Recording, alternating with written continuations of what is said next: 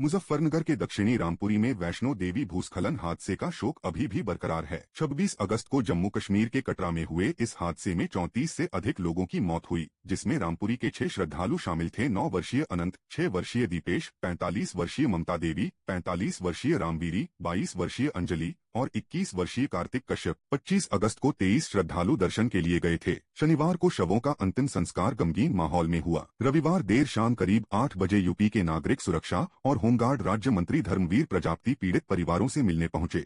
उन्होंने संवेदना व्यक्त की और हर संभव मदद का भरोसा दिलाया। मुलाकात के दौरान एक पीड़ित बेटी रोते रोते बेहोश हो गई, जिसे तुरंत नजदीकी अस्पताल ले जाया गया। योगी सरकार ने 4 लाख और जे.के. सरकार ने 6 लाख मुआवजा घोषित किया है। प्रजापति ने कहा कि सरकार इस दुख की घड़ी में परिवारों के साथ है। मुजफ्फरनगर के थाना ककरौली क्षेत्र के ग्राम तेवड़ा बाजार में एक दर्दनाक घटना ने सनसनी फैला दी। सामान खरीदने गए एक पीड़ित को दबंगों ने घेरकर बेरहमी से पीट दिया। घटना बाजार के सीसीटीवी कैमरे में कैद हो गई और अब वीडियो सोशल मीडिया पर तेजी से वायरल हो रहा है। पीड़ित का आरोप है कि गांव के दबंग बदमाशों ने लाठी डंडों से हमला कर उसे गंभीर रूप से घायल कर दिया। यह मामला पुरानी रंजिश से जुड़ा लग रहा है और पीड़ित को जान का खतरा महसूस हो रहा है। पीड़ित ने ककरौली पुलिस को लिखित तहरीर देकर आरोपियों के खिलाफ कार्रवाई की मांग की है। पुलिस ने वीडियो का संज्ञान लिया और जांच शुरू कर दी है। तेवड़ा गांव में दबंगों का आतंक पुराना है और ग्रामीणों ने सुरक्षा की मांग की है। यह घटना ग्रामीण इलाकों में कानून व्यवस्था पर सवाल खड़े कर रही है। स्थानीय लोग न्याय की उम्मीद कर रहे हैं।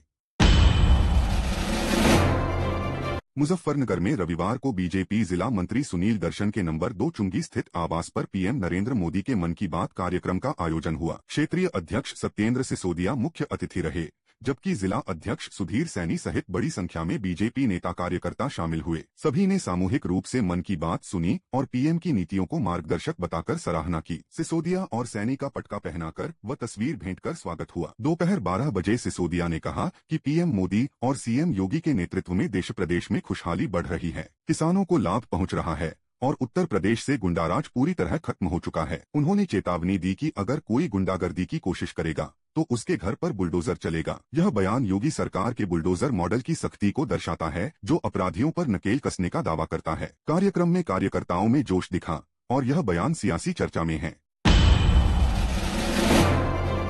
मुजफ्फरनगर के कलेक्ट्रेट परिसर में रविवार को एक अजीबोगरीब घटना ने हड़कंप मचा दिया। एक बच्चा कुत्तों जैसी हरकतें करता नजर आया। वह न केवल कुत्तों के बीच दौड़ भाग कर रहा था, बल्कि जीभ बाहर निकालकर सांस ले रहा था और भौंकने जैसी आवाजें भी निकाल रहा था। दर्जनों कुत्ते उसके साथ भौंकने लगे, जिससे मौके पर मौजूद लोग, पुलिसकर्मी और मीडियाकर्मी घबरा गए। अफरातफरी मच गई, कई लोग इधर उधर भागे। स्थानीय लोगों का कहना था कि बच्चा किसी बीमारी से ग्रस्त लग रहा है और अगर उसने किसी पर हमला किया तो खतरा हो सकता है। घटना की सूचना तुरंत स्वास्थ्य विभाग को दी गई। विभाग की टीम ने जांच शुरू कर दी है और बच्चे को जिला अस्पताल ले जाकर चिकित्सकों की निगरानी में रखने की मांग उठ रही है। यह घटना मानसिक स्वास्थ्य और बच्चों की देखभाल पर सवाल खड़े कर रही है।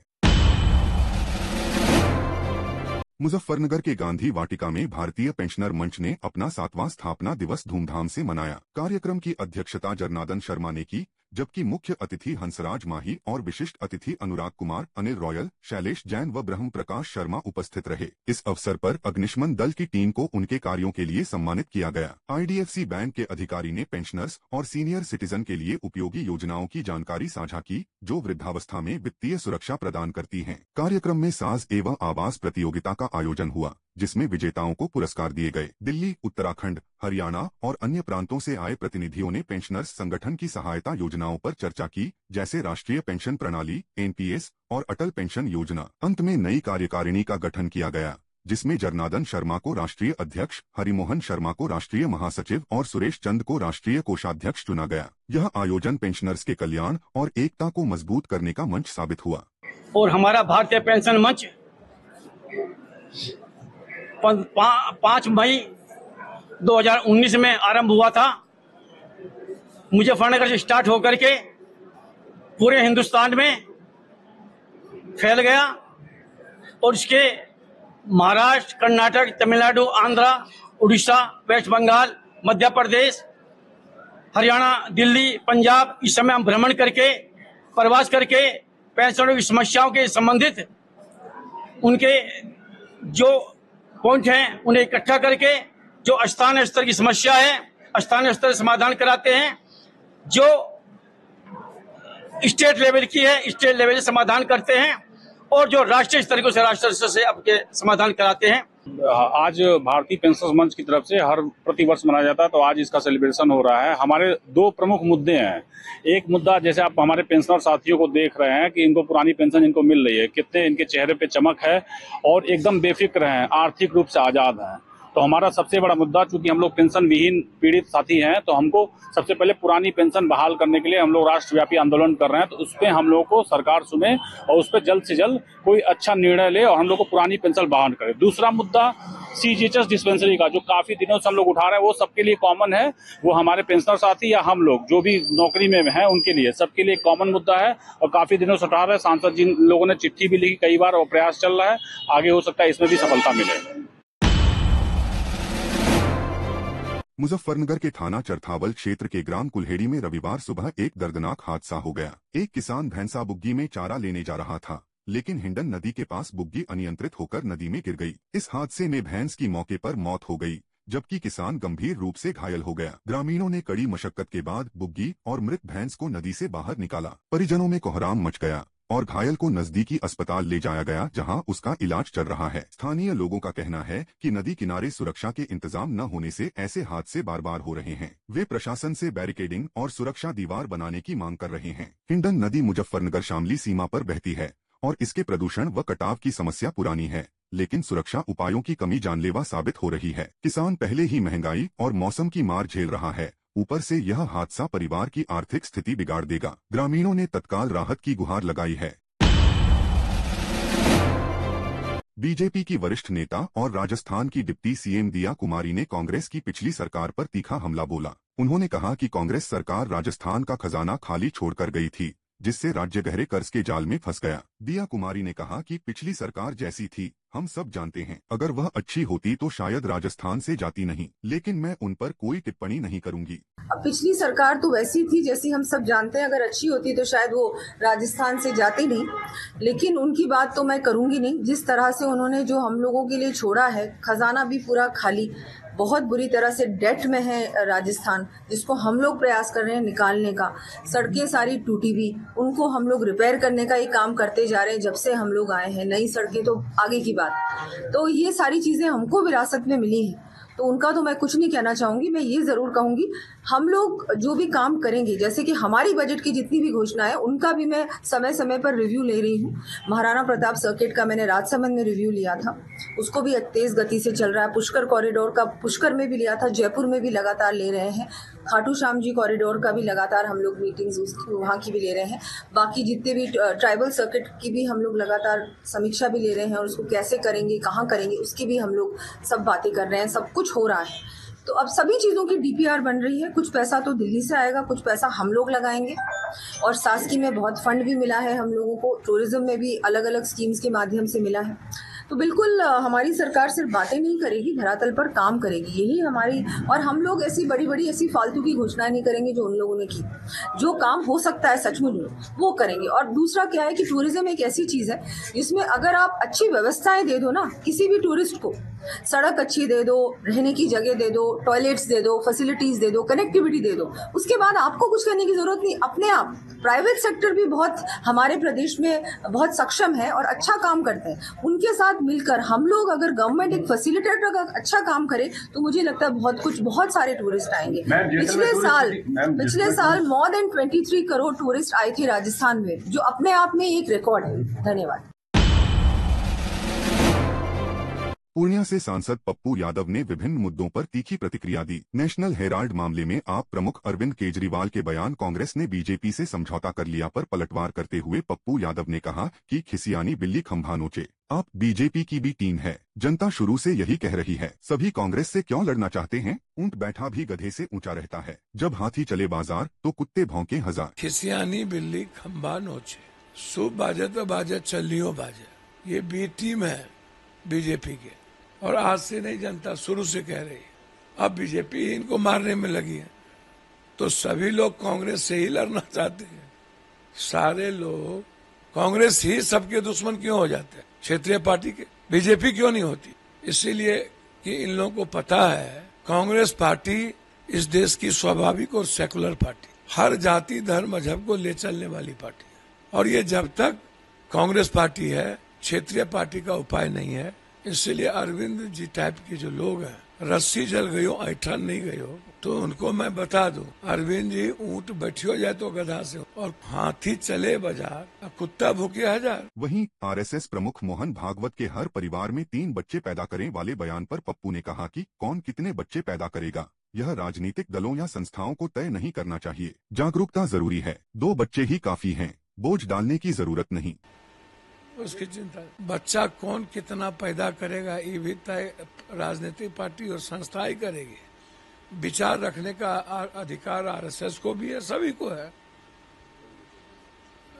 निश्चित रूप से अवेयरनेस लाने की जरूरत है, इकोनॉमिकल बढ़ाने की जरूरत है। स्वाभाविक है, जो एजुकेशन और इकोनॉमी के रूप में तरक्की कर रहा है, 1 से तो 2 जा ही नहीं रहा है, 2 तो मैक्सिमम। तो इसलिए इस पर बोझ डालने की कोई जरूरत सही में नहीं है। 24 नवंबर 2024 को शाही जामा मस्जिद सर्वे के दौरान हुई हिंसा की 450 पेज की न्यायिक रिपोर्ट सीएम योगी को सौंपी गई, जिसने राजनीतिक माहौल को गर्मा दिया। रिपोर्ट में संभल के 15 दंगों का जिक्र है, जहां आजादी के बाद हिंदू आबादी 45% से घटकर 15% रह गई, जबकि मुस्लिम आबादी 85% हो गई। नाथ संप्रदाय के महंत बाल योगी दीनानाथ ने रिपोर्ट पर तीखा बयान दिया। उन्होंने कहा कि संभल में 15 से ज्यादा दंगे हुए, हर बार हिंदू प्रताड़ित हुए। 1978 के दंगे में 184 हिंदुओं की हत्या हुई, लेकिन जांच न हुई। अब रिपोर्ट से कुछ लोगों के पेट दर्द क्यों? महंत ने सवाल उठाया कि विदेशी पाक मेड कारतूस संभल में कैसे आए, फंडिंग कौन कर रहा, दंगे की साजिश कौन रच रहा, संभल आतंकियों का अड्डा बन रहा, अलकायदा की जड़ें फैली हैं। देखिए, रिपोर्ट बिल्कुल सत्य है और संभल में आज़ादी के बाद अब तक 15 से अधिक दंगे हो चुके हैं और हर दंगे में हिंदू प्रताड़ित हुआ है।